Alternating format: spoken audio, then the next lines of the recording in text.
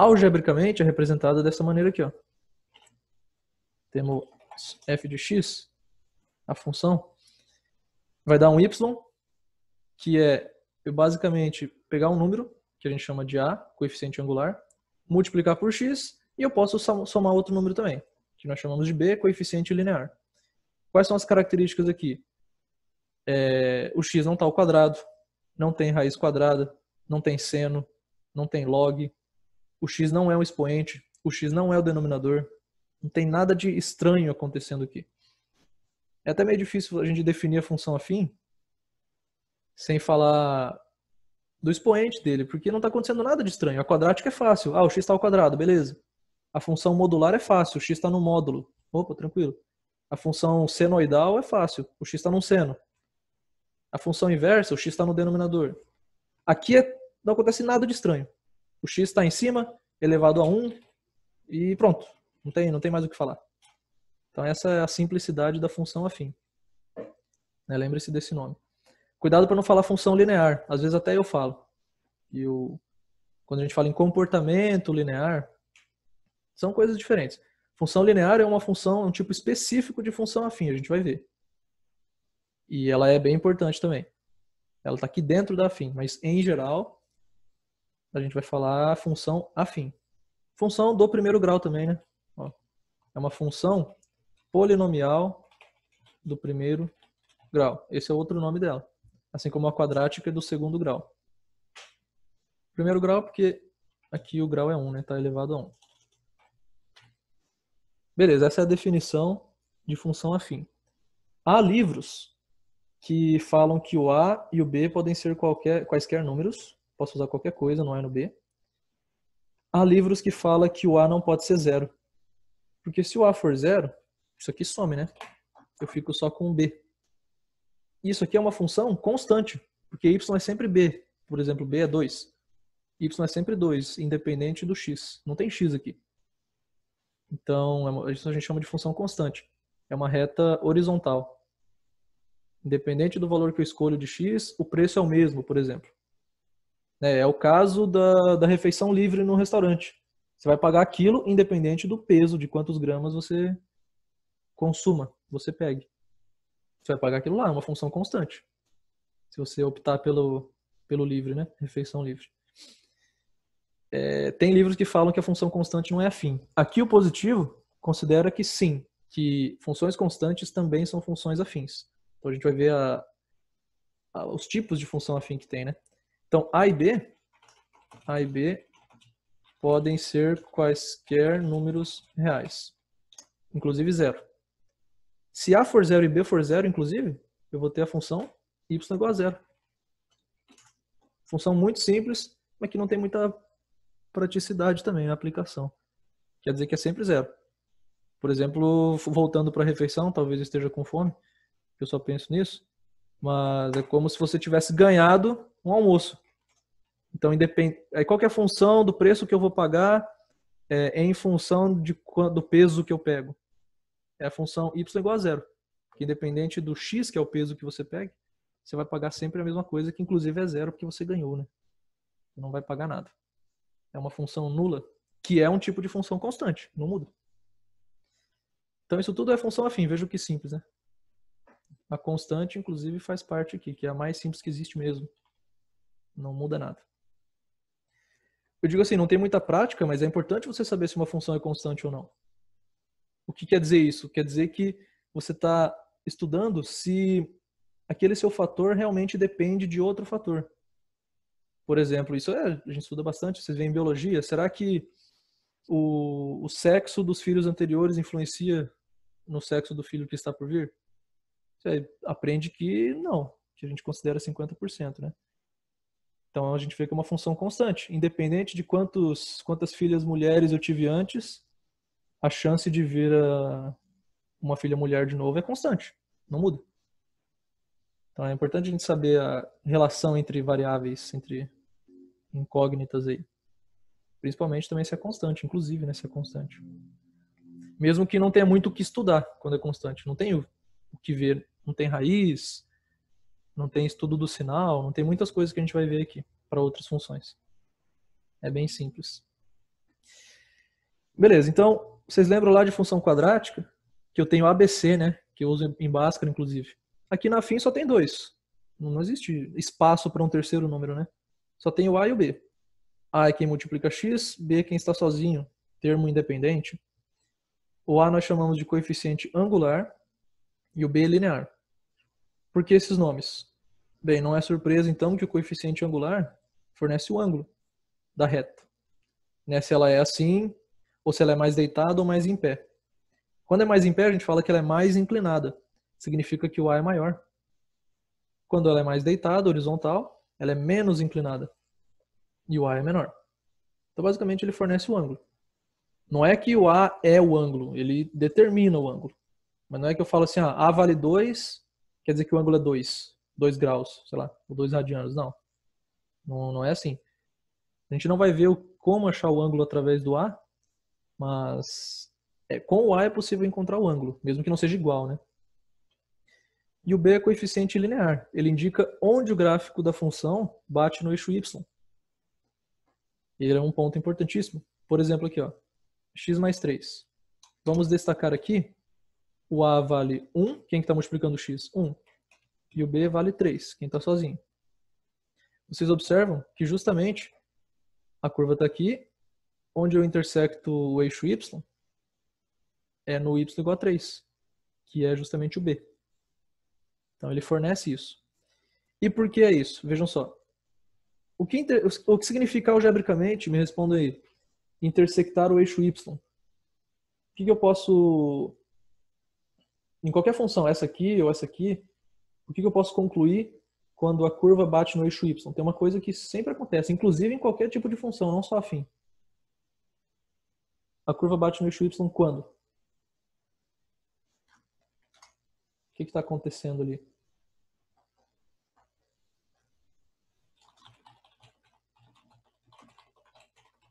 Quando...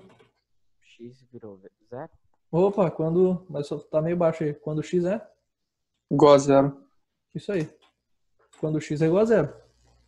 Porque, Eu ia falar, mas não tava vendo a tela, professor, foi mal. Mas agora você tá. Agora eu tinha que lavar meu rosto. Achei que tava com problema aqui. X, porque o x indica quanto eu estou para a direita, no caso o x positivo, ou para a esquerda.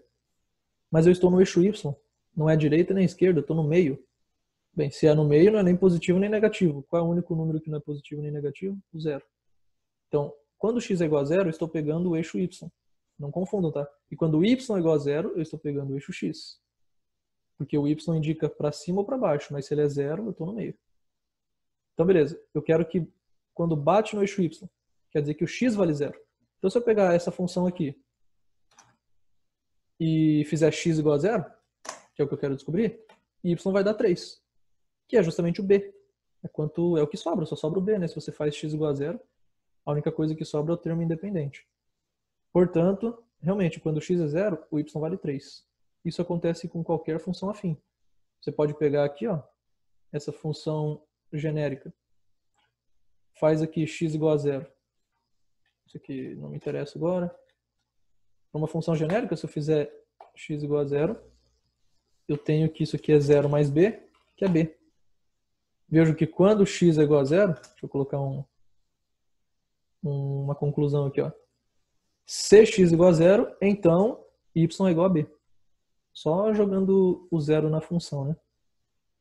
Então a gente prova que realmente o b, que é o coeficiente linear, é justamente o ponto, não é o ponto, é a ordenada do ponto, cuidado.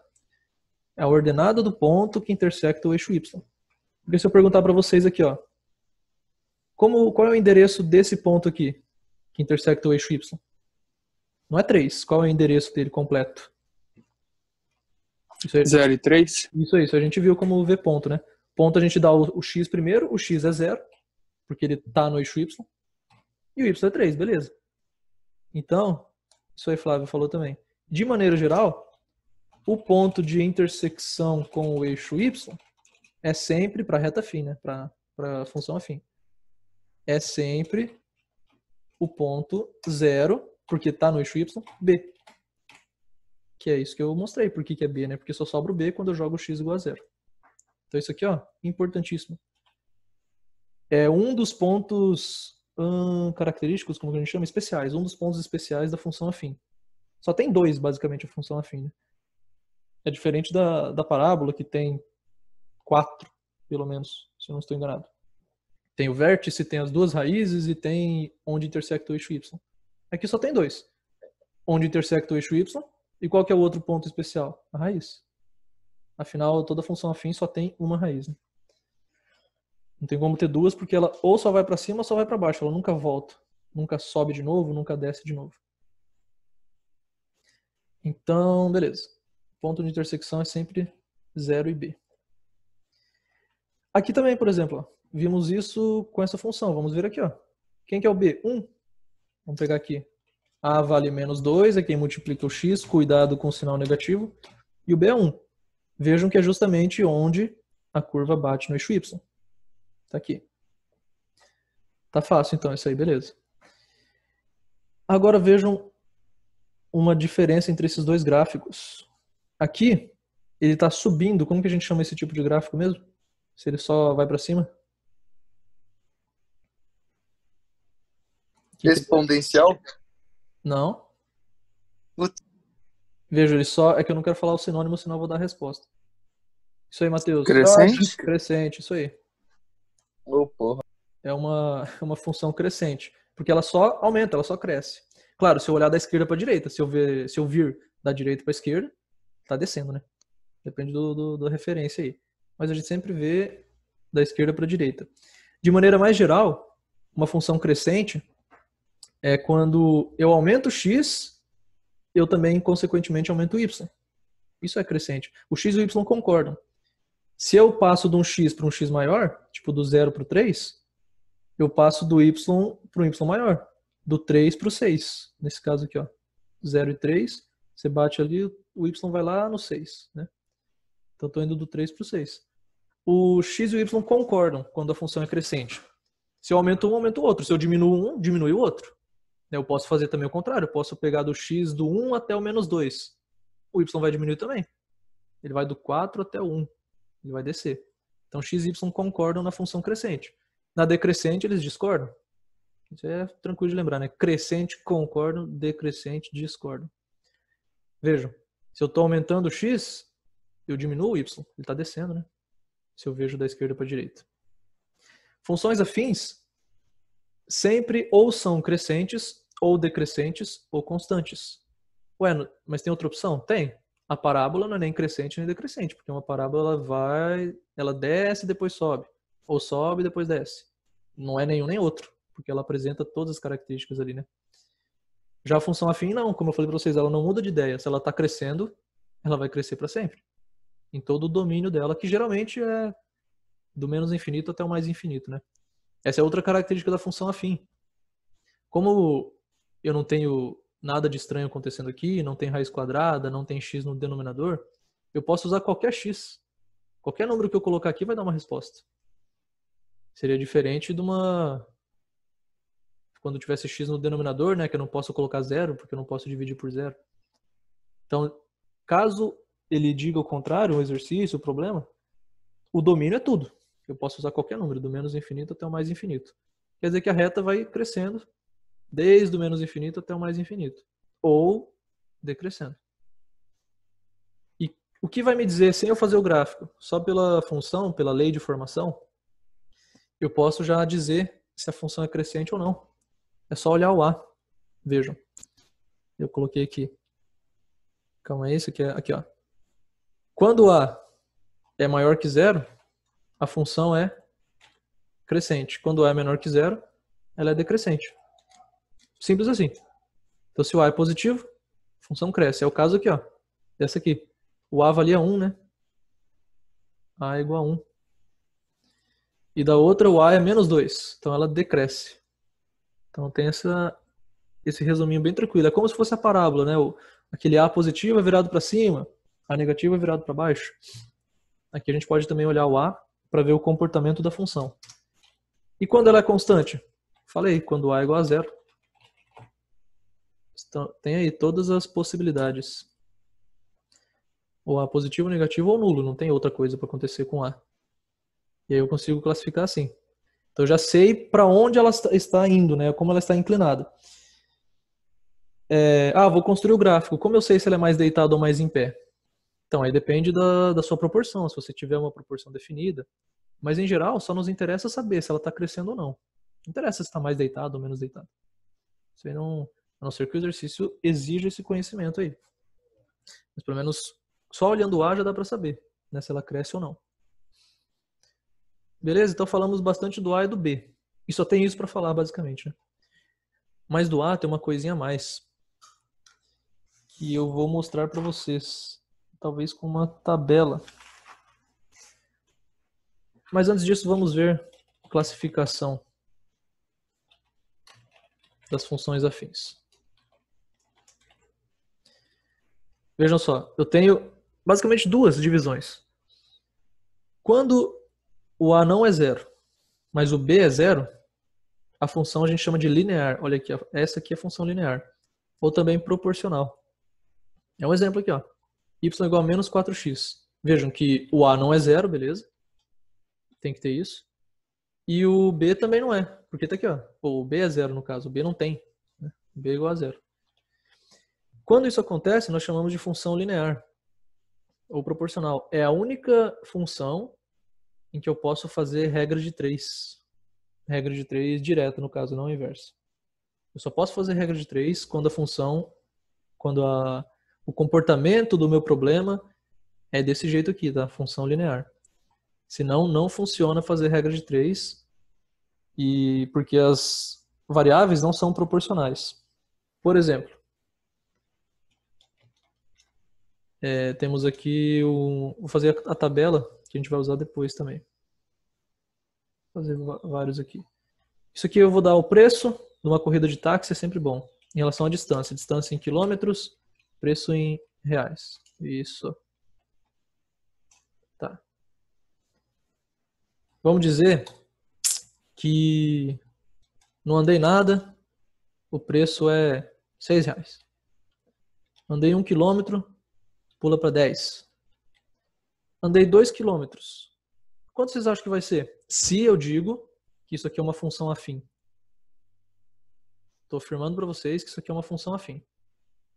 Não falei qual que é. Isso aí, Matheus. O Matheus acertou. Mais alguém consegue me dizer quanto que vai ser aqui? Não é 14, né? Por que não? Eu tô pensando em 14. Porque tá 14? fácil demais, né? Não é 14 porque é fácil demais se fosse 14. Mas é isso que eu falei, é o capítulo mais fácil que tem. É 14, sim. Vejam só. Qual foi a lógica? Inclusive a Sabrina colocou ali também. Ué, se eu andei 1 quilômetro, aumentou R$4, quando eu andar mais 1 quilômetro, vai aumentar mais R$4, se a função é afim. Não quer dizer que tudo na vida é assim, né? Mas se a função for afim, é isso que acontece. Vou andar 3, vai para 18. Vou andar 4, vai para 22. Eu estou aumentando de 4 em 4. Quer dizer que o taxista cobra R$6 só para eu pôr o pé dentro do táxi e R$4 por quilômetro rodado. Inclusive eu posso colocar assim na minha função, né? Minha função seria R$6 mais 4 vezes a distância. Olha aí como a gente já conseguiu achar a lei de formação do nada. Tipo assim, só com esses dados aí, né? Bem tranquilinho. Isso aí, Matheus. O 6 é o preço fixo. Não só o preço fixo, é a taxa fixa, digamos assim. Uma taxa, não uma taxa. O preço fixo e aqui é o preço variável, né? O 4D, porque depende da distância. E daqui a pouco a gente volta. É partido com juros. Tem a ver também, ou não? Dá A função eu falo, né? Juros Tipo, simples, perder o dinheiro. Sim. Já voltamos aí. A gente pode fazer bastante análise com isso aqui, só com esses dados aqui, ó. O que eu digo de bastante análise. Por exemplo, achar a função, já achamos. Vejam, o 6 é o valor fixo, né? É justamente quando o x, nesse caso é o d, quando o x é igual a 0. Eu tenho o 6, que é o coeficiente linear. E esse 4 veio de onde? Que é o a. Vejam que isso aqui é o a, né? É o que multiplica a variável. Ué, ele veio justamente dessa variação. Então a gente já acabou descobrindo a função, a lei de formação, só analisando 2 dados. Eu só preciso disso aqui, ó. Só preciso disso para achar isso tudo. Eu tenho que saber o valor no zero e também um outro valor para saber a variação. Isso que a gente chama de taxa de variação. Então, o coeficiente A também indica a taxa de variação da função afim, né, nesse caso aqui. O que é a taxa de variação? Quanto varia a minha função para uma variação unitária do x. Ou seja, eu mudo 1, quanto muda aqui? Eu mudo mais 1, quanto muda? Isso é sempre constante para a função afim. Eu vejo que a cada salto de 1 km que eu dou um salto de R$4. Isso é taxa de variação. Se isso aqui fosse 23, vejam que agora a taxa não é constante, né? Aqui é 4, aqui é 4, aqui é 4, aqui é 5. Isso não é função afim. Por isso que a função afim é simples. Porque você aumenta uma quantidade, aí você vê quanto aumenta na função. Isso vai acontecer para sempre. E se eu aumentar do 4 para o 6, quanto que vai ser aqui agora? Vejam que eu estou aumentando 2, né? E não 1. Quanto vai ser o preço agora? Sem usar esse cálculo aqui. Dá para você jogar 6 aqui, né? Para achar. Mas só olhando a tabela. 30. Por quê? Porque o 5 seria 26 e depois ia pular mais 4. Dá para pensar assim. Mas não... Tá certo? Mas e se fosse 12? Aí vai fazer do 5, do 6, do 7, do 8 até chegar no 12? Ou tem um jeito mais... Sinceramente, eu iria. Rapaz, se for 120, seria? Que isso, cara? Eu ia colocar um 0 porque 12, 120 é um 0 a mais. Não dá certo isso aí não. Cuidado. Esse não dá. Por exemplo, ó, se for, vamos pro fácil aqui, pro 6, vai dar 30. Um jeito de eu ver é o seguinte, ó. Aqui dá para fazer regra de 3, vejam só. Se quando eu vario 1 km são R$4 a mais, quando eu vario 2 são quantos a mais? Regra de 3. 8. 8. 22 mais 8, 30. Então aqui dá para eu pensar assim. Mesma coisa aqui, pode fazer com qualquer número agora. Aí se for 12. Eita, mas... Se for 12, vejam, quando eu vario 1 km, aumento R$4. Se eu variar 6, vou aumentar quanto? 24. Isso aí, né? Não. Ó, É. vamos colocar aqui a regra de 3. 1 km. Setinha. 4 pila. Aí 6 km, que é quanto eu variei do 6 para o 12. X reais. Tá aí a regra de 3. Dá até pra gente tirar esses... Agora as unidades, né? Que eu já sei o que é o quê. Não... Aí, ó. Ó a regra de 3, que simples. De cima para baixo eu multipliquei por 6. Então aqui eu tenho que multiplicar por 6. Quer dizer que o x vale 6 vezes 4, 24. Ou seja, eu aumento R$24. 30 mais 24, 54. Então a função afim funciona assim. Né? A variação é proporcional. Né? Eu estou aumentando a distância, eu aumento o preço. Mas agora eu pergunto assim, ó. Eu acho que eu já falei isso para vocês, porque eu já falei com todas as turmas sobre isso. Então veja que o coeficiente A, para finalizar isso aqui, né, indica a taxa de variação. Eu só olho A. A taxa de variação é, nesse caso, quantos reais eu aumento para cada quilômetro rodado? 4. Fechou. Olha a pergunta. A distância e o preço, nesse exemplo aqui, ó, são proporcionais?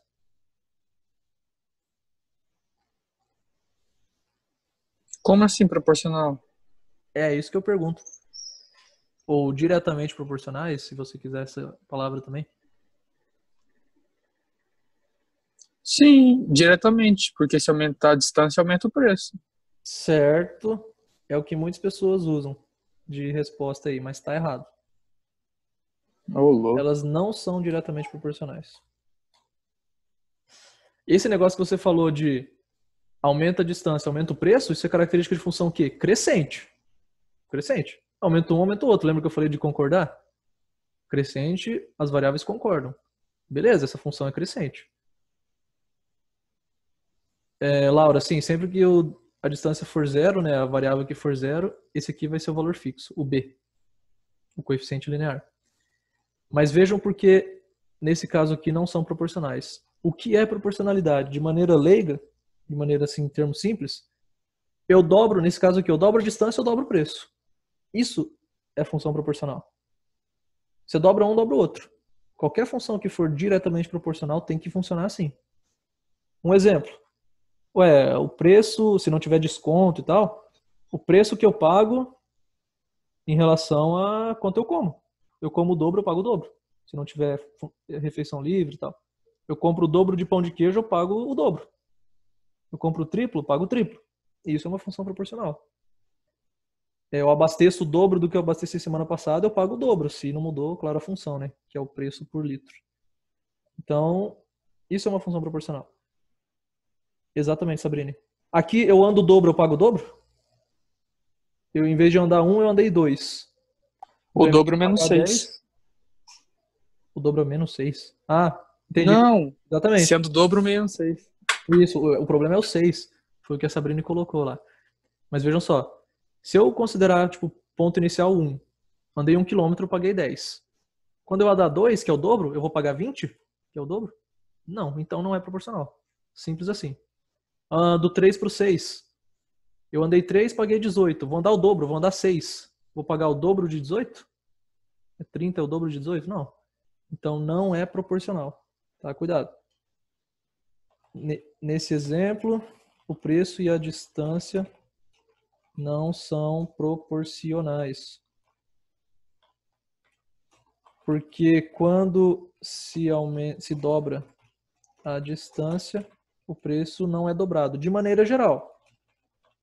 Pode ser que você encontre uma... Eu acho que pode ser, deixa eu pensar. Ou isso é impossível. Depois teria que provar. Mas enfim, se você encontrou um caso em que não aconteceu, do 2 para o 4, dobrei a distância. Eu dobrei o preço? De 14 para 22? Não. Então, se você achou um exemplo que não dá certo, já não é proporcional. Beleza. Basicamente é isso aqui. Mas tem outra maneira de explicar. O grande problema, é essa taxa fixa. Esse 6. É o B. O grande problema é porque tem o B. Se não tivesse o B, ele seria proporcional. Então, sempre que B for diferente de zero, opa, tá aqui, a função não é proporcional. Não é. Porque é ele que está atrapalhando. Vamos fazer uma função aqui. P de peso em gramas. Não, esse aqui vai ser a resposta. Pode ser. E aqui G de grama, sei lá. Peso, massa. Vamos colocar massa, né? A gente sabe que não é peso, é massa. Massa em grama. Da refeição. Peguei 0 de comida. Vou pagar quanto? 0. Sou bobo, não vou pagar se eu não comi. Peguei, sei lá, 100 gramas. Quanto que eu pago? 3 reais. Fazer um simples. Peguei 200. Vou pagar quanto? 6 reais. 300? 9. E por aí vai. Dá para você continuar montando aqui. Isso aqui é proporcional? Sim. Peguei o dobro. Vamos fazer mais uma. Para vocês verem que funciona assim também. Peguei o dobro. De 100 para 200. Paguei o dobro? Sim. Em vez de eu pagar 3, paguei 6. Ou peguei o triplo. De 100 para 300. Paguei o triplo? Sim. Em vez de 3, eu paguei 9. Ou peguei o dobro. De 200 para 400. Paguei o dobro? Sim. Em vez de 6, paguei 12. Aqui sim, são proporcionais. Por quê? Qual que é a função que dá o peso, ou o preço em função do peso, né? Nesse caso aqui. Como é que eu posso dizer?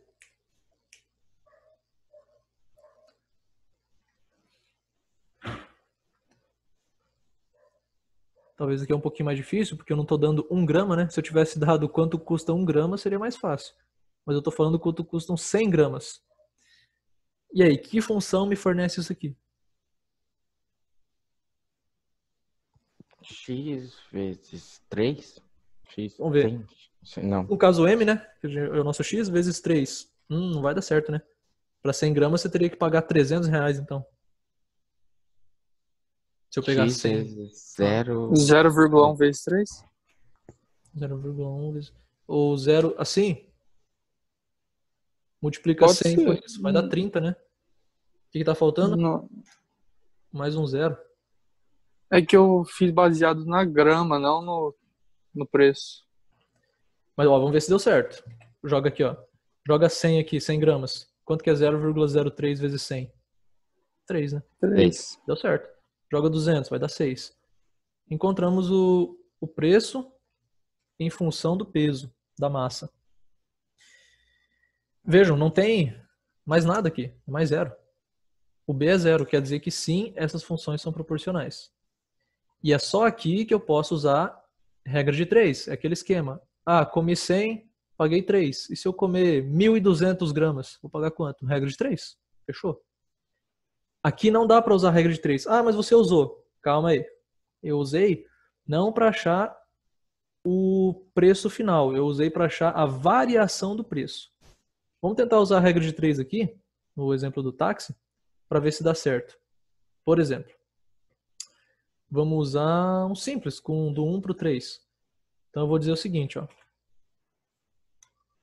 Regra de 3 aqui. Andei 1 km, paguei R$4, né? Opa, aqui não, R$10. Andei 1 km, paguei 10. Quero saber quanto eu vou pagar, vamos dizer que eu não sei. Se eu andar 3 km, vou pagar X reais. Vamos ver se vai dar certo? Quanto que daria X aqui então, se você fizer a regra de 3? 30. 30, né? Tripliquei aqui, vou ter que triplicar aqui. Daria 30. Ué, então quando eu ando 3 km eu pago 30? Opa, não, né? Quando eu ando 6 eu pago 30. Então vejo que eu não posso usar a regra de 3 quando a função não é proporcional. Por que ela não é proporcional? Porque ela tem esse 6. Ela é uma função afim genérica. Ela só é proporcional, como eu falei para vocês aqui da classificação, ó, linear ou proporcional, quando B é igual a 0. Então eu posso usar aqui. Aqui sim. Eu posso usar a regra de 3 no exemplo da comida. No exemplo do táxi, não.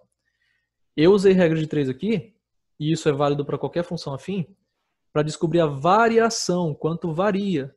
Isso sim, se a cada quilômetro que eu ando eu pago R$4, quando eu andar 6 eu vou pagar 6 vezes mais, 24. Vejam que aí é diferente, eu estou calculando a variação e não o preço final. Para eu calcular o preço final, depois eu tenho que somar com o meu inicial, né, que é 30, por exemplo. Se eu sei que a variação é 24, eu somo 30 com 24, dá 54. Entenderam a diferença? E isso sim eu posso fazer com qualquer função afim, tá? Para eu descobrir a variação. É a grande dificuldade que muitas pessoas têm no caso da temperatura. Vocês já devem ter visto em física, né? Claro, passar de Celsius para Fahrenheit. Mas aí são duas equações diferentes. Uma que dá a temperatura final. Por exemplo, eu tenho em Celsius. Eu quero saber em Fahrenheit. Tem uma equação lá. Mas tem outra que me dá a variação.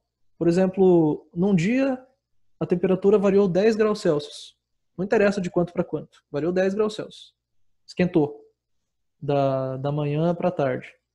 Qual foi a variação em Fahrenheit? Vocês não vão usar a mesma equação. Porque é uma equação para cada caso. Num caso você quer a temperatura final. Quanto que é 10 graus Celsius em Fahrenheit? Beleza, tem a equação lá. E no outro caso você quer a variação de temperatura. Num dia variou 10 graus Celsius. Vai dar valores diferentes. Então, dê uma olhada em física a próxima vez que vocês estudarem temperatura. Não sei se já revisaram esse ano, acho que não, né? É só mecânica por enquanto. Quando vocês estudarem termologia lá, se atentem a isso. Existe uma equação para dar a temperatura final e outra para dar a variação. Por exemplo, 10 graus Celsius em Fahrenheit. Vamos colocar aqui, Fahrenheit. 10 graus Celsius dá 50 Fahrenheit, ó, bonitinho. Exato. Então, se você for lá nos States, por exemplo, está um dia frio, 10 graus Celsius, você vai ver lá 50 graus Fahrenheit mostrando. Só que a variação não são 50 Fahrenheit. Se aumenta, num dia aumenta 10 graus Celsius, você vai aumentar 18 Fahrenheit. Ué, como que eu falo 10 graus Celsius, 1 hora é 50, outra hora é 18. Porque são duas funções diferentes. Uma é a função que dá a temperatura, a outra é a função que dá a variação de temperatura. Cuidado com isso. Vocês já devem ter visto, podem não estar lembrando, mas existe essa diferença aí. Então, beleza, ó, vimos várias coisas aqui. O A, que é o coeficiente angular, me mostra quanto varia para cada variação do x. Para cada variação unitária do x. A gente pode usar, inclusive, com esses exemplos anteriores. Ó. Vamos pegar esse aqui facinho, ó. Esse gráfico aqui. O A dele valia 1, né? É x mais 3. Ó. O A vale 1. O que significa? Significa que eu ganho 1 no y, na função, para cada 1 que eu avanço no x. Na verdade, ó, se eu for do x0 para o 1, vou pegar aqui. Vamos ver se dá certo esse negócio. Estou indo do x do 0 para o 1. Qual que é o y que eu variei? Vamos ver. X igual a 0, o y vale 3. E quando o x é 1, o y vale 4. Vejam que a variação aqui também foi de 1, né?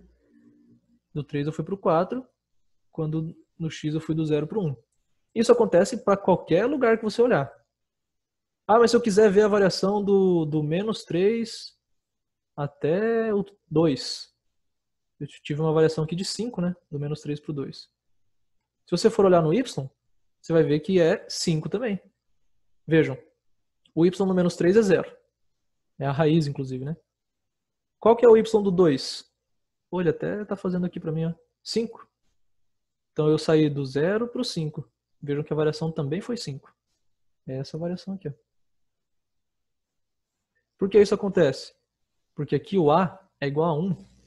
Então, para cada variação no x, eu tenho 1 de variação no y. Se eu vario 5 no x, eu vario 5 no y. Proporcional, regra de 3. Mesmo que aqui não seja uma função proporcional. Porque aqui o b não é igual a 0, né? Eita, que bonito. O b é igual a 3. Vamos apagar isso aqui. Beleza. Vamos olhar a outra agora. O que a outra função nos fala? O que eu fiz aqui? Salvei. Nos fala que o a é igual a menos 2. Vamos fazer a mesma análise. Vamos olhar do 0 para o 1. Ah, o 0 não está muito legal. Vamos ver do menos 2 para o menos 1. Ó. Eu vou olhar uma variação unitária no x. Do menos 2 para o menos 1, eu vario 1. Beleza. Qual é o y do menos 2? Subo lá, é 5. Qual é o y do menos 1? Subo aqui, é 3. Quanto que eu variei quando eu saí do x menos 2 para o menos 1? Eu saí do y5 para o 3. Eu perdi 2, né? Menos 2. Olha aí. Coincidência? Não. Não é coincidência. Então, para cada variação unitária no x, nessa função aqui, eu perco 2 no y. Isso para qualquer região que você for olhar. Porque, como eu falei, a vantagem da função afim é que a taxa dela é constante. Vamos olhar do 0 para o 3. Eu vou avaliar aqui ó, do x igual a 0 para o x igual a 3. Minha variação foi 3 no x. Qual vai ser a variação no y, então? Se para cada x que eu avanço eu perco 2, quando eu avançar 3x eu vou perder quanto? 6. 6, exatamente. Vejam, x igual a 0, y igual a 1. X igual a 3, o y vale quanto? Menos 5. Quanto que eu perdi do 1 para o menos 5? 6. Então, isso é característica de função afim. Tá? Eu posso fazer para qualquer região. Só função afim funciona assim. Tá? Você vai tentar fazer com parábola, não vai dar certo. Com qualquer outra, não vai dar certo. Então, essa é uma característica marcante e bonita das funções afins. Sabendo isso tudo, é facinho a gente encontrar a lei de formação a partir de tabela. Como eu falei para vocês, ó, basta eu dar esses dois dados aqui, ó, esses 2 pontos. São 4 valores, né? 2 pontos. Já dá para encontrar isso, pensando dessa maneira. É tranquilo fazer isso. Até porque, como é uma reta, isso aqui é outra característica. Ó. O que determina uma reta? 2 pontos. Se eu te der 2 pontos, você sabe traçar a reta entre elas. Essa é a função da régua, inclusive. Então, se o gráfico da função afim é uma reta, basta eu te dar 2 pontos, você sabe achar essa reta. Você tem informações suficientes. Você pode não lembrar, pode não saber agora, mas a gente vai ver. Você tem informações suficientes para, a partir de 2 pontos, que são esses aqui, você achar isso aqui, que é a equação da reta. Dá para fazer isso. É isso que é um exemplo, acho que é o exercício mais difícil que tem de função afim é esse. É achar a função afim a partir do gráfico ou de 2 pontos. Não interessa se os 2 pontos estão em tabelas ou em gráfico. De um gráfico você consegue extrair 2 pontos. Né? Acho que o exercício mais difícil que existe de função afim é esse. E foi o que a gente fez agora. Claro, eu facilitei. Eu dei o exemplo mais fácil que tem. Eu disse quanto vale o y quando o x é 0, porque isso aqui já está pronto. Ó. Pronto, eu já tenho um número. Eu só preciso do outro. E eu disse quanto é o y quando o x é 1, que é 1 depois. Então esse é o estilo mais fácil que tem. Quando que não seria fácil? E eu só vou dar um exemplo aqui, não vou resolver ainda. Sei lá, seria mais difícil? Esse aqui já foi mais complicado, ó, né? Achar esse 0,03, já se embananaram aí. Seria mais difícil se eu fornecesse, sei lá, aqui, ó. Esquece o que é isso aqui, sei lá. É XY. Eu dou o valor de Y quando o X é 3 e quando o X é 6,8. Pode ser esse 3 aqui. Eita, aí já é complicado, hein? Porque eu não consigo ver o B direto aqui. O B é quando o X é 0. Cadê o X é 0? Não dei. Você vai ter que achar. Aqui já é mais difícil. Mas eu tenho informações suficientes, como eu falei para vocês. Para eu achar a reta, me bastam 2 pontos. Eu tenho 2 pontos aqui, fechou. Dá para achar a reta. É isso que a gente vai fazer. Mas é o estilo de exercício mais difícil que tem. Vocês vão ver que mesmo o mais difícil não é de assustar. Beleza. O que faltou aqui? Falei para vocês que a função é constante quando só tem um número, né? Ou seja, quando A é 0. E quando isso acontece, a função é uma reta horizontal. Se ela é horizontal, é constante. Quando ela não é horizontal, a gente chama de oblíqua. Né? A diagonal é oblíqua, uma reta oblíqua. Ou ela é crescente ou decrescente. E reta vertical existe? Não, reta vertical não é função. Lembra que eu mostrei para vocês, é o teste das retas verticais. Se for vertical aqui, não é função, porque eu teria um x, nesse caso 3, se eu fizer a reta aqui assim, um x com infinitos y. Isso não pode acontecer, né? Não pode ter nenhum x nem com 2 y, quem dirá infinitos. Então só existem retas horizontais, que são funções constantes, ou retas oblíquas, que são crescentes ou decrescentes. E esses 3 tipos, crescente, decrescente e constante, são funções afins. A característica da linear, vejam só, vou colocar no Paint aqui para eu mostrar um negocinho. Deixa eu preparar aqui. Eu já falo de 2 coisas ao mesmo tempo.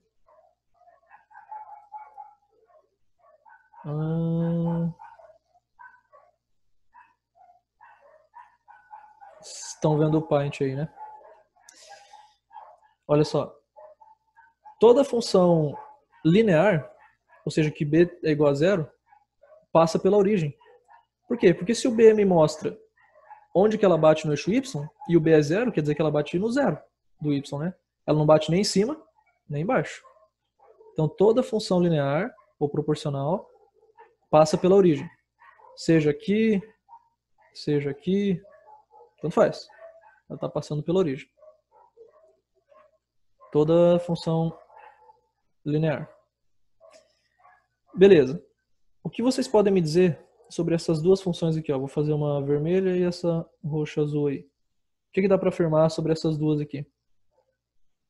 Semelhanças e diferenças. São crescentes. Boa. Uma semelhança. Outra semelhança que eu falei agora. As 2 passam pela origem, então as 2 são lineares. Elas são do tipo AX, um número vezes x. E esse A a gente já sabe que é positivo, né? Porque são crescentes. Tá, vamos dizer que eu vou falar para vocês, que uma é... Deixa eu colocar em preto aqui para não... Não, vou colocar em texto porque desenhar aqui é complicado. Uma é y igual a x, a outra é y igual a 2x. Qual é qual? Tô falando para vocês, claro, não tem número aqui, não tem proporção, mas eu tô dizendo que uma é x, a outra é 2x. Qual é qual? 2x é vermelho? Por quê? Tá certo, mas por quê?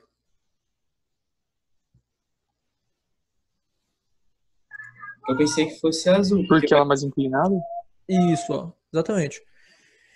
Vejam, o que eu falei sobre o coeficiente A? Deixa eu colocar aqui, inclusive, já. Então, certinho. Aqui y igual a 2x. Vamos diminuir esse negócio aqui. E essa outra, que eu acho que eu peguei essa cor aqui, é y igual a x. O importante é que... Vou colocar 1x, inclusive.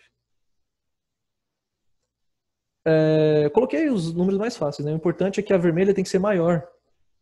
Vejam que não tem B, as duas não tem B, né? Porque elas passam pela origem, o B é igual a 0. Beleza. Além disso, por que eu coloquei a vermelha maior? O A da vermelha é 2. O A da roxa é 1.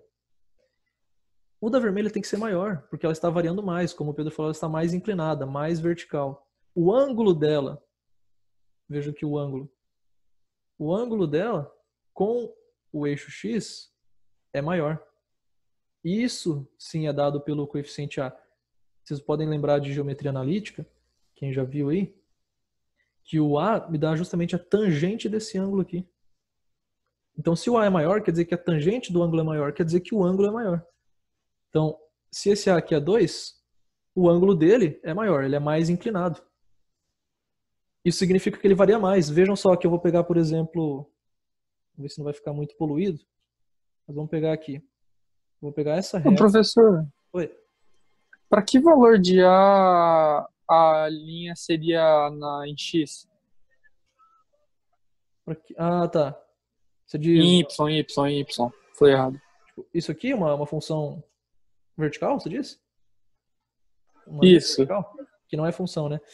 Tá. Boa pergunta. Tipo, se eu quiser... Mas pode ser aqui também ou não? Ou precisa ser lá no Y? Pode. Pode ser aqui, né? Só queria saber na vertical. Isso aqui, ó, não é uma função, mas existe uma lei de formação para essa relação. É tipo x igual a 6. Se eu falar que aqui é 6. Porque representa toda essa reta aqui, né? E todo ponto que eu pegar tem x igual a 6. É o contrário de eu falar y é igual a 2. Opa, y é igual a 2, eu estou pegando uma reta lá no 2, no y. Beleza, uma função constante. É o contrário. Certo? Certo. Deixa eu dar uma despoluída aqui, peraí. Aí. Não. Vamos pegar o seguinte, ó. Eu vou pegar esse x aqui, não interessa quanto que é, e esse outro x aqui, não interessa quanto que é. A variação é essa, a variação em x está aqui. Quem que teve a maior variação em y? Vamos dar um zoom aqui, ó. A variação dessa roxa em y foi daqui para cá, por exemplo. Se eu pegar esse ponto aqui, né? A variação do vermelho foi no y. Foi daqui assim, onde ela bate, até lá onde ela bate na outra. Quem que teve a variação maior? O y foi maior do que o vermelho foi maior do que o roxo. Por quê? Porque a taxa de variação do vermelho é maior. Dá pra gente dar uma exagerada aqui pra ver melhor. Deixa eu fazer outro aqui, calma aí. Vamos exagerar esse negócio aqui, ó.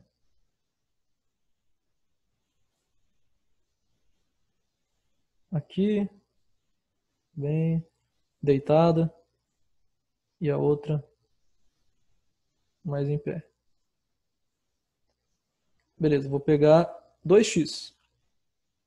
Esse x aqui, opa, e esse x aqui. Vejam, quem que teve a maior variação nessa variação do meu x, quando o x variou desse para o outro? Nessa variaçãozinha aqui, ó. Quem que variou mais no y? O vermelho ou o azul? Bem, vamos ver. O vermelho, se vocês pegarem aqui, ó, esse é o vermelho, o y do vermelho no segundo ponto, e aqui é no primeiro. Ele teve essa variação aqui. E o roxo?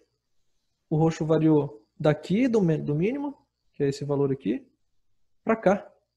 Olha o tantinho que ele variou. Olha essa variaçãozinha aqui de nada. Ele variou isso, enquanto o vermelho variou tudo isso.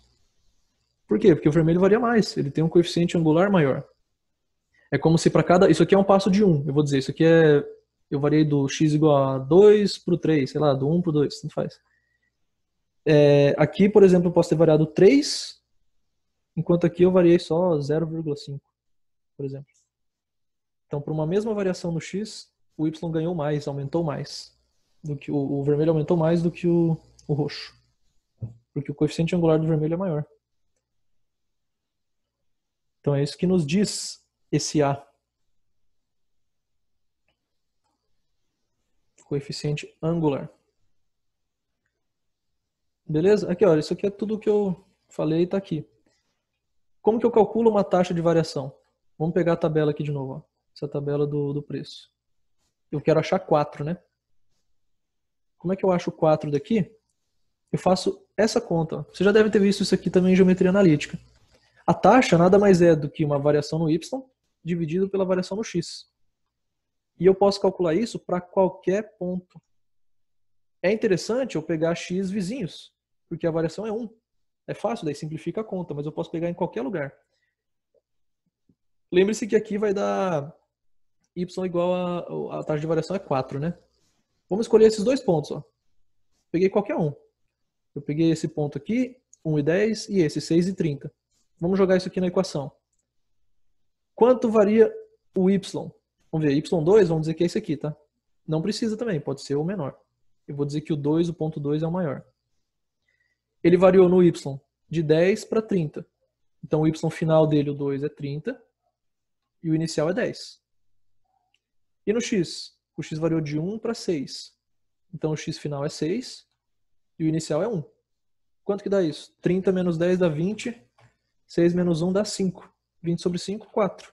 Sim, nós sabemos que a taxa é 4. Ele está variando de 4 em 4. Então vocês podem fazer isso com quaisquer pontos para descobrir essa taxa. E você descobriu a taxa, você descobriu o A. Já está meio caminho para descobrir a função toda. Porque a taxa é igual ao A. Igual ao coeficiente angular. Tentei fazer depois com qualquer ponto. Pega aqui, ó, esse com esse, vai dar 4. Esse com esse, vai dar 4. Faz na ordem contrária, faz o menor como ponto 2 e o maior como ponto 1. Vai dar 4. Vai dar sempre 4. Porque para a função afim, essa taxa é constante. Certo? Isso pode nos ajudar a achar a lei de formação da função afim.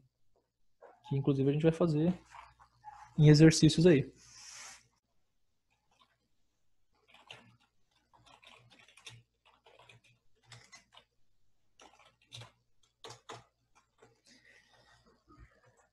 Beleza. A função definida por 3x menos 10. Opa. Certo. Ela é definida por isso, essa lei de formação. Sobre essa função é correto afirmar que... E aí, deem uma lida. Me falem a resposta e por quê.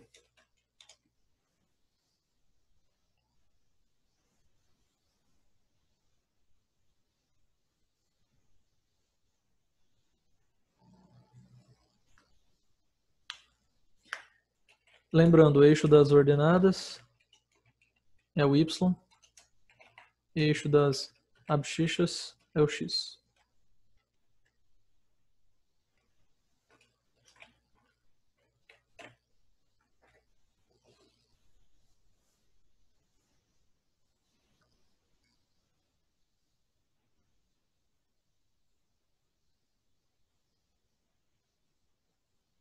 E aí?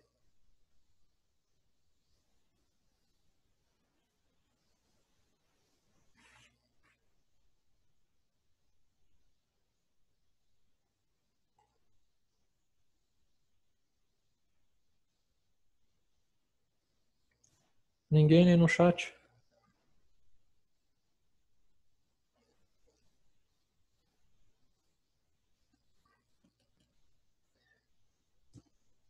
O Matheus respondeu, não, não é essa. Vamos ver Isso aí, Gabriele. Vamos ver. Antes de ver as alternativas, eu sei que está falando do comportamento da função. Então vamos analisar o comportamento aqui, que dá para a gente saber já. Eita. Dá para a gente saber que é uma função crescente, porque o A vale 3, né? A igual a 3 e B igual a menos 10. Tá, função crescente. Isso aí já elimina a D e a E, né? Que não é nem decrescente nem constante. Beleza. O que mais? Intersecta o eixo das ordenadas y na ordenada menos 10. Porque o B é menos 10. No y igual a menos 10. Vamos deixar assim. Em y igual a menos 10. Pronto. Melhor. Tá. Isso já elimina A. Porque A fala, é uma reta, beleza, é uma reta, que passa pela origem do sistema. Não passa, ele passa lá no menos 10. Deixa eu pegar aqui para vocês o... Isso aqui eu tenho. Olha aqui, o gráfico dela. É isso aqui, ó. Vejam, crescente que passa pelo menos 10. Esse 10 terços é a raiz. Vamos ver se a gente vai precisar calcular. Não interessa aqui quanto que é, se você não achou, não tem problema. Mas isso aqui dá para saber. Só com o 3x menos 10 já dá pra gente fazer isso aqui, ó. Vejam que nem tem escala. Você consegue fazer isso aqui. Faz o xy e é crescente e passa pelo menos 10. Ah, mas se eu fizer mais deitado? Não tá errado. Contanto que seja crescente e passe pelo menos 10, tá valendo.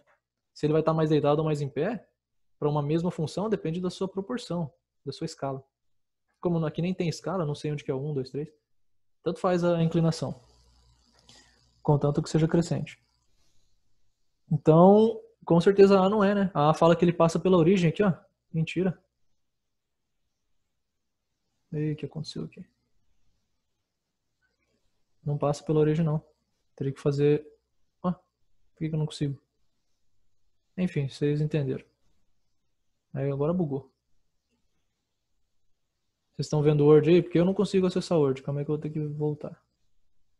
É uma beleza às vezes. Pronto. Que mais? AB. O gráfico não intersecta o eixo das abscissas. Ou seja, o eixo X. Não, todo gráfico afim, de função afim, intersecta. A não ser que você limite o domínio.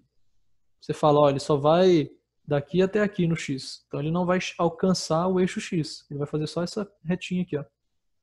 Mas se não, sempre intersecta, porque sempre tem raiz.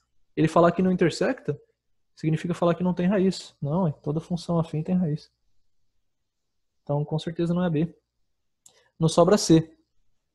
O gráfico intersecta o eixo das ordenadas, no ponto 0 e menos 10. Ó. É isso aqui, já dava para responder a C, né?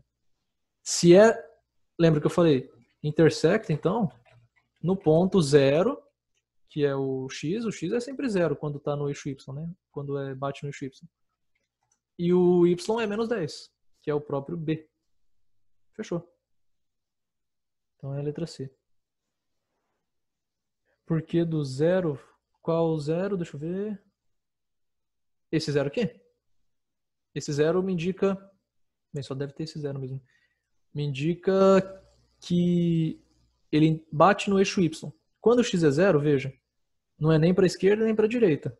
Ué, então é no meio. Né? Intersectar o eixo Y significa ter X igual a 0. Porque se X for positivo vai ter para cá, não vai achar o eixo Y aqui, né? Nem aqui.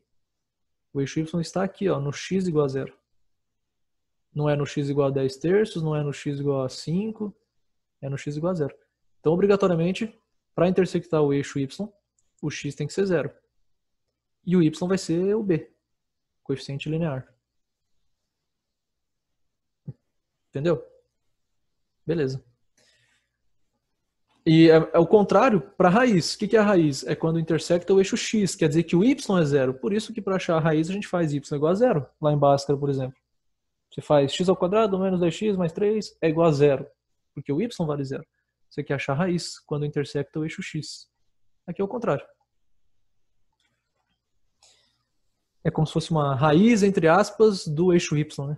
Mas a gente não chama de raiz. Infelizmente não tem um nome, né?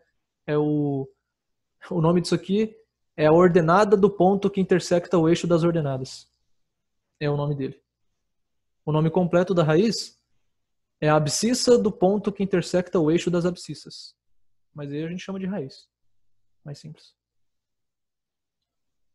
O 10 terços não é o x? O 10 terços é o x quando o y é igual a zero. É a raiz. Né? Como é que eu acho a raiz disso aqui? Ué, eu falei, ó. A raiz, se isso aqui é o y, a raiz é quando o y é igual a zero. Então agora é só você isolar o x. Achar a raiz da função afim não é Bhaskara. É um negócio mais simples, né? É isolar x. Ó, 3x menos 10 é igual a zero. Passa o menos 10 para lá, ele passa positivo. E agora eu só tenho que tirar esse 3 daí. 10 sobre 3. Né? Tá multiplicando, passa dividindo. Pronto, achei a raiz. Que é esse aqui, ó. Ele não pede, mas tá aí. Existe até uma fórmula para a raiz da função afim, assim como existe a fórmula de Bhaskara para a raiz da função quadrática. Mas você não precisa decorar a fórmula, é só isolar x. Aqui, né? A fórmula é menos b sobre a. Quem que é menos b? Menos 10 dá 10 sobre a, sobre 3. Pronto. Essa é a fórmula, mas eu preciso lembrar que é menos b sobre a. Vai que eu confundo e faço a sobre b, esqueço do menos. Não, é só isolar x. Não tem que lembrar de fórmula. Tranquilo? Exercício 3. O gráfico da função x menos 10, quase o 3x menos 10 de antes, né? Forma com eixos coordenados, ou seja, com o gráfico lá, o cartesiano, um triângulo retângulo, cuja área vale quanto? Opa! Aí já é mais interessante, né? Vejam, x menos 10. Vamos analisar aqui. A vale 1, B vale menos 10. Quer dizer que ele intersecta o eixo y lá no menos 10, que nem esse, ó. Então ele vai ser uma reta assim. Eu vou pegar para vocês, eu tenho essa aqui também, ó. Veja, não é parecido com ela? É crescente, intersecta no menos 10, tá lá. Inclusive ela tá mais deitada. Por quê? Porque o A é menor. Mas poderia, como são gráficos diferentes, né? Não quer dizer que as escalas são as mesmas. Ele poderia ter feito um negócio mais em pé assim, e mesmo assim ainda estaria correto. Mas vejo que aqui parece que ele está mantendo a escala. Então realmente, de fato, parece-me que esses gráficos aqui tem, ó, esse é mais deitado, porque o A dele é menor do que esse. Olha o triângulo aí que ele falou. Vejam, realmente, ó, você faz aqui uma reta, ele forma com os eixos, com o x e com o y, um triângulo retângulo. Por que retângulo? Porque o eixo x é sempre perpendicular ao y, né? Isso é característica de gráfico, se não fosse assim, complicaria muito a nossa vida. Então ele formou um triângulo, retângulo. O menos 10 está fácil de achar. E esse 10 aqui veio da onde? Esse 10 é a raiz. Então eu preciso saber quanto que ele bate aqui. Aqui já está pronto o 10, né? Mas e se ele não tivesse falado? Ele não falou, não é verdade. Então você acha a raiz. X menos 10, que a função é igual a zero, quer dizer que x é igual a 10. Essa aqui é a raiz. Pronto, eu tenho dois pontos especiais. O ponto 10, 0, que é quando bate no eixo x, que é a raiz. E o ponto 0, menos 10, quando bate no eixo y. Tá aqui meu triângulo. Meu triângulo é retângulo, com 10 para cá, 10 para cá. Como é que eu acho a área disso? A Gabriele colocou aqui no bate-papo. Isso aí. Veja, a área do triângulo retângulo é tranquilo, né? Eu posso fazer base vezes altura sobre 2. Claro, para todo triângulo eu posso fazer base vezes altura sobre 2, só que às vezes não é fácil achar a altura. Mas aqui sim. Se eu disser que a base é essa, a altura, consequentemente, é essa. Ou se eu disser que a base é essa, a altura é essa. Tanto faz. Não existe, isso é relativo. Você fala a base e eu te dou a altura. Você pode escolher qualquer base que você quiser. Se você quiser dizer que a base é essa, pode. Só que a sua altura vai ser tipo isso aqui, que eu não tenho. Aí não, pra que complicar a vida, né? Eu não sei quanto que vale isso aqui. Então vamos fazer assim, ó. Essa aqui é a base, que vale quanto? 10. Então a área base vezes a altura sobre 2.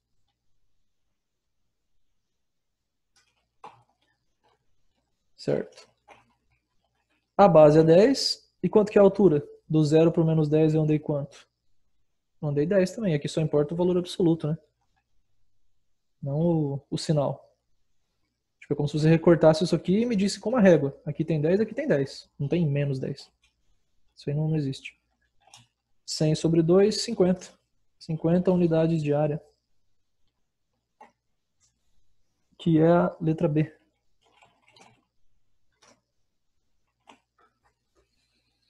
Essa aqui, o difícil é você montar o gráfico, né? Se ele tiver montado, tá fácil.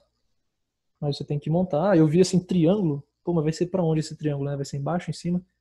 Ah, daí eu pensei, a crescente passa pelo menos 10. Beleza. Então eu já sei que o triângulo tá aqui. Eu já sei que aqui mede 10 e aqui mede até a raiz. Achei a raiz 10, pronto. Já tenho meu triângulo. Tranquilo? Vou pegar aqui a 4. Vamos fazendo a 4 aí. Vou pegar a foto que a Isabela me mandou.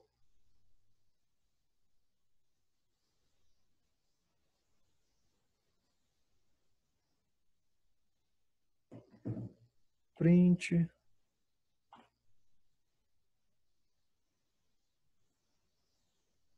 Corta. Compartilha.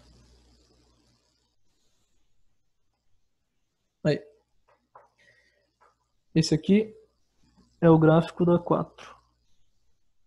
Olha que estranho esse 130 aqui. Parece que foi eu que fiz esse gráfico. Tudo deslocado. Pronto. É bonito. Vejam só. As escalas nos eixos x e y são diferentes. O que ele quer dizer com isso? Se você medir com uma régua aqui, sei lá, vai dar 5 centímetros. Isso aqui mede 1, na verdade, né? Tem de 1 para 2, mede 1. Aqui essa mesma distância mede 10. De 100 para 110. Pode isso? Pode. O que não é interessante? É eu dizer que isso aqui vale 2,5 e aqui vale 3. Porque eu estou dando a mesma distância, né? Aí é interessante que eu varie a mesma coisa. De 1 em 1 quando eu dou esse salto aqui.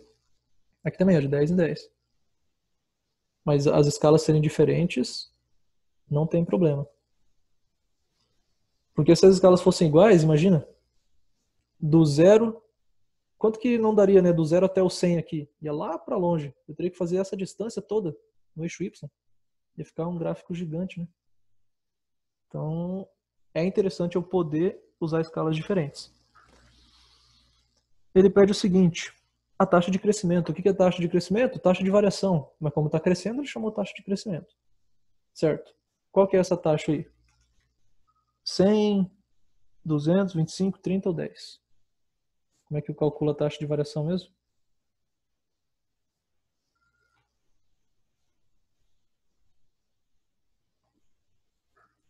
Taxa de variação é quanto varia em y para uma variação unitária em x. Vejam que aqui ele até simplificou já, deixou simples. Porque quanto que ele variou aqui? Que pontos ele deu? Ele deu uma variação unitária, né? Do 1 para o 2 eu vario 1. Do 2 para o 3 eu vario 1. Ele poderia ter complicado se ele tivesse feito uma variação maior aqui. Sei lá, do 1 para o 5. Aí você teria que fazer um cálculo mais elaborado. No caso, uma fração. Aqui nem isso precisa. Vejam, quando eu variei 1 no x, quanto que eu mudei no y?